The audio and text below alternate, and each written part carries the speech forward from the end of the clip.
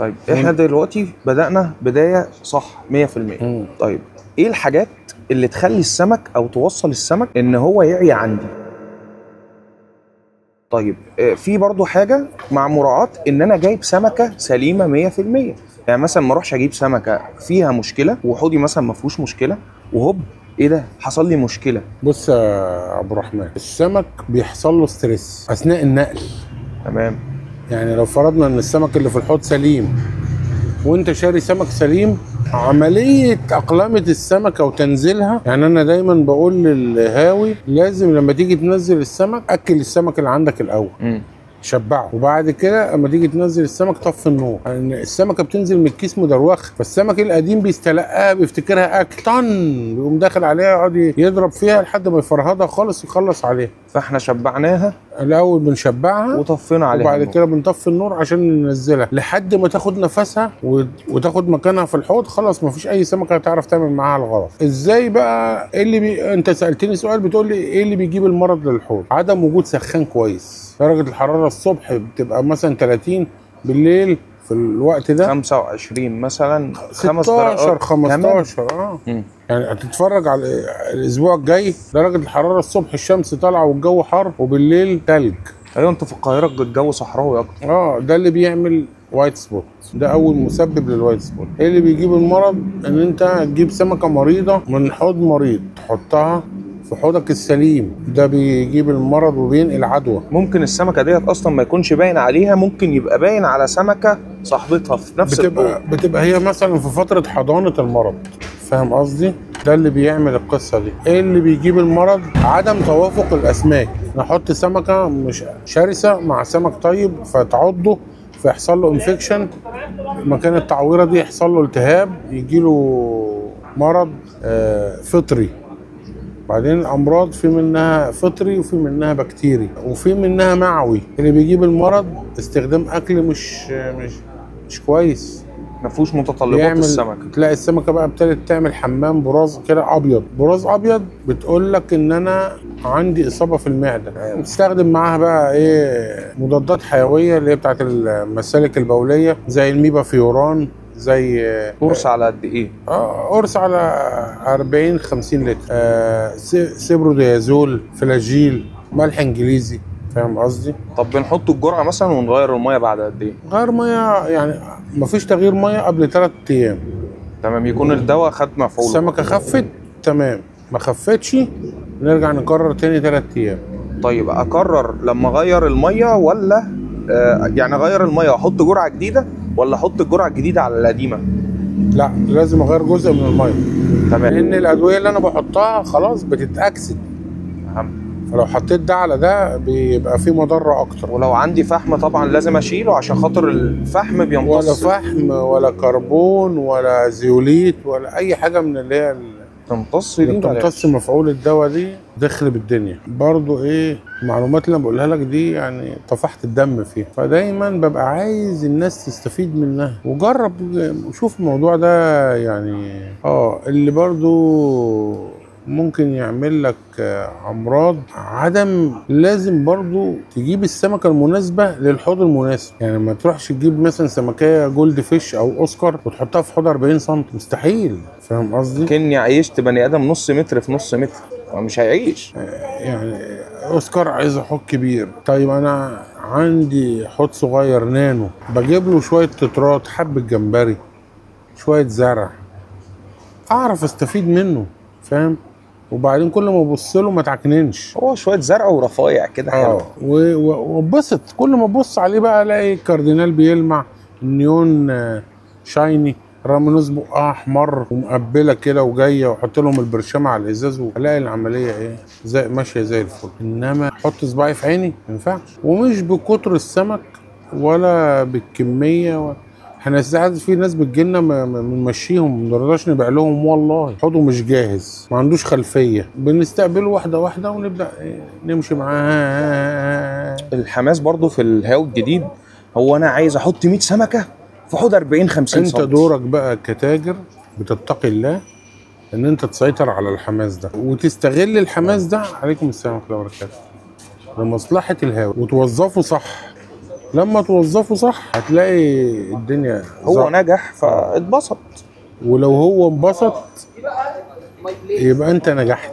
ليه؟ النهارده انا راجل عندي حوض، الحوض ده استمر وقدرت اعدي بيه بر الامان شهر شهرين ثلاثه. عايز في رساله جات، هات لي جزء من ده وجزء من ده، عايز علبه اكل، عايز ازازه مزيل، عايز ازازه بكتيريا، عايز اعمل حوض جديد اصلا. لا، طول ما الحوض قائم والزبون مبسوط انا ناجح. فهمت قصدي؟ اقدر اقول لك ايه؟ طول ما انت مبسوط انا ناجح وشغال، هشتغل على حس. لكن لو انت جيت اتعقدت، خنقت من الحوض ده، هركنه، ده بطل وده بطل وده بطل وده بطل، يبقى انا ايه؟ انا كمان هبطل. انا في المهنه دي من اكتر والله من 30 سنه. ربنا يعطيك الصحه. يعني ما بقتش بحسب. كل زبون بنستلقاه لسه عامل حوضه جديد، بنمشي معاه خطوه خطوه، ستيب باي ستيب، لحد ما نوصله لبر الامان. هو بيكون خلاص اتبسط بالهوايه، ماشي صح، حاسس ان ما بيحصلش معاه مشاكل. انا وظيفتي ان انا احل له المشاكل، او اخلي عنده زيرو مشاكل او نسبه مشاكل يعني لا ترى بالعين المجرد. حتى لو الزبون مثلا اتصدم كده في اول، يعني في زباين ساعات بتشغل دماغها، او مثلا هاوي قديم يقول له تعالى اخدك مش عارف فين ونعمل ايه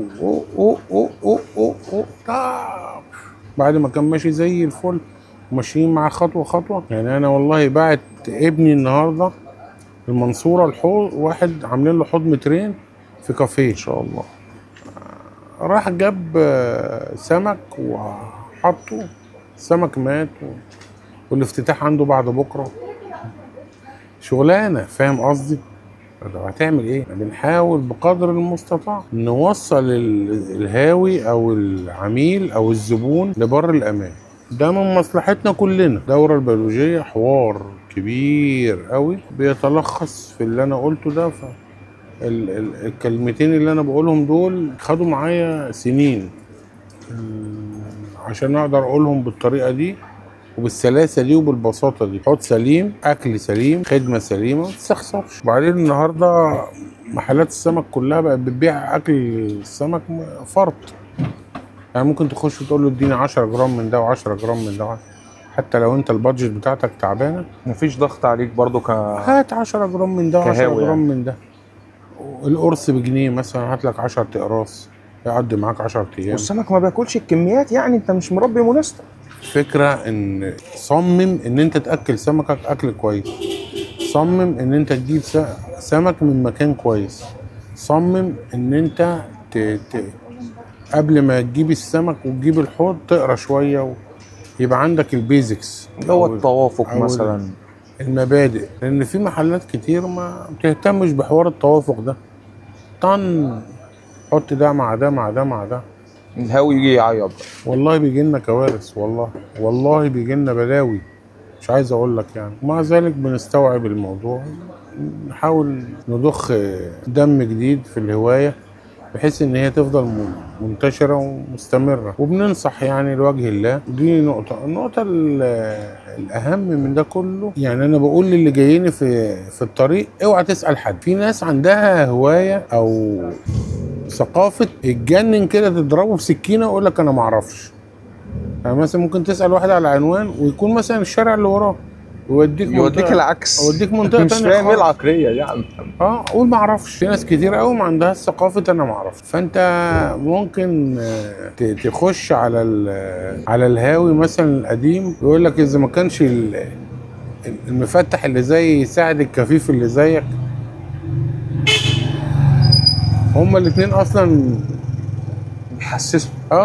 فطب لا، ليه؟ اسالوا اهل الذكر إن كنتم لا تعلمون. صدق الله العظيم. والله ناس كتيرة جايه لي مثلا من المترو يقول لي اسال على ايه؟ اقول له ما تسالش، امشي كده هتلاقي كذا، خش شمال هتلاقي كذا، خش يمين هتلاقي كذا، ما تسالش. لان انا جربت لما بتسال حد بيتوهك.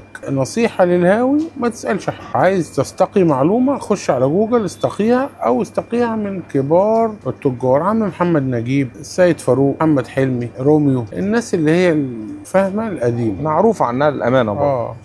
يعني لا، هم كل التجار يا عم معروف عنهم الامانه، بس بسمي لك اسامي معينه كده عشان تشوف اقرب واحد ليك وتساله. يعني مش على سبيل المثال لا الحصر، لكن في تجار كتير محترمين ومعروف عنهم الامانه وكويسين.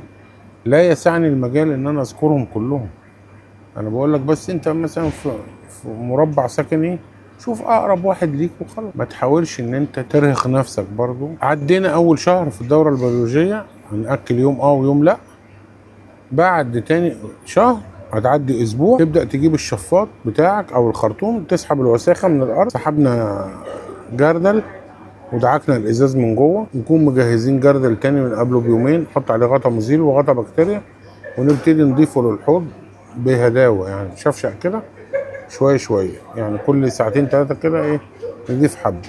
بعد يومين ثلاثه كده نبدا نغسل ايه السفنجه، مش في نفس اليوم. الروتين ده نفضل ماشيين عليه بقى على طول ونأكل كل يوم عادي. خلاص بقى ابتدى يبقى عندي حصيله بكتيريا حلوه تستوعب كميه امونيا كبيره، فابتدي ازود لها الامونيا عشان تتغذى بقى وتنتشر. بعد كده البكتيريا لما بتنتشر بتبدا بقى ايه، بعد ما كانت في الفلتر بتبتدي تتركز على الازاز وعلى الحصى وعلى الحوض كله، على الجسم البودي من جوه كله، بتبقى يعني ايه عمليه استقر كتير يعني. وافضل ماشي بقى. اهم حاجه اللي انا قلتها مرارا وتكرارا، هتلاقي واحد يقول لك زود ميه من الحنفيه، انا شغال على كده بقالي 10 سنين بقابلهم. انا مش الكلام ده مرفوض كما وكيف. جهز ميه واركنها 3-4 ايام، حط عليها مزيلك وبكتيريتك وزود. غير كده ترهات، ولما البرد يخش شويه لما بيبقى فيه فروق في درجه الحراره لازم تدفيها، كنت تضيف عليها كاتل ميه او تخلي هنا زي هنا، حط فيها سخان قديم عندك صغير 25 واط ولا 50 واط، لازم يعني عشان ما يحصلش وايت سبوت. بس يعني دي كده ايه بدايه كده نقدر نمشي عليها، واتمنى من الله ان هو يجعله مفيد ويجعله في ميزان حسناتنا يا رب. امين يا رب. هناخده جوله حلوه عندك بقى يا محمد. اتفضل اتفضل يا باشا.